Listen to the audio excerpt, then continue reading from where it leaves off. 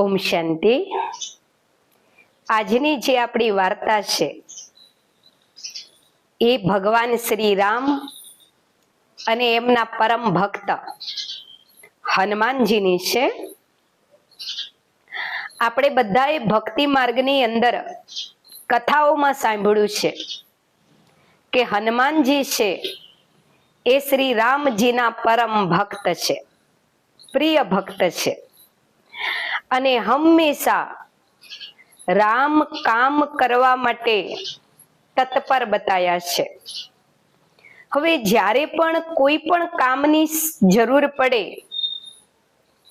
એટલે હનુમાનજી તરત શ્રી રામની સેવામાં હાજર થઈ જતા હતા અને રામજીને પણ જ્યારે કઈ બી કાર્ય કરવાનું થાય તો બીજા બધા બંદરો તો ઘણા હતા, નલ, નીલ, સુગ્રીવ, અંગદ, પણ હનુમાનજીને સૌથી પહેલા રામજીને સૌથી પહેલા હનુમાનજી યાદ આવતા હતા।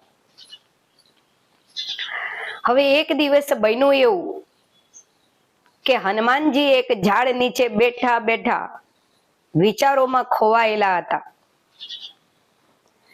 અને રામજીની નજર હનુમાનજી ઉપર પડી। હનુમાનજીના મનમાં શું વિચારો ચાલી રહ્યા છે એ રામજી જાણી ગયા અને રામજીએ વિચાર્યું કે હનુમાન મારો પરમ ભક્ત છે, માયાજીત આત્મા છે અને બુદ્ધિશાળી આત્મા છે, પણ એના મનમાં અત્યારે હાલમાં એ વિચારો ચાલી રહ્યા છે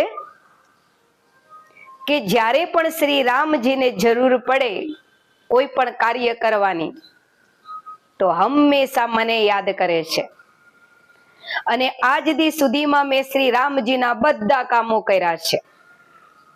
7 સમુંદર પાર લંકામાં જવાનું તું તોય ગયો, સીતાજીની શોધ કરી આવ્યો, એટલું જ નહીં પણ જ્યારે લક્ષ્મણજીને મૂર્છા આવી ગઈ અને જડીબુટ્ટીની જરૂર પડી ત્યારે કહે છે કે હું આખો પર્વત ઊંચકીને આવી ગયો, મારા જેટલી શક્તિશાળી સેવા બીજા કોઈ બંદરો ન કરી શકે। બંદરો ઘણા બધા છે રામજીના સેવકો, પણ મારા જેટલી તાકાત કોઈનામાં નથી, મારા જેટલી શક્તિ કોઈનામાં નથી।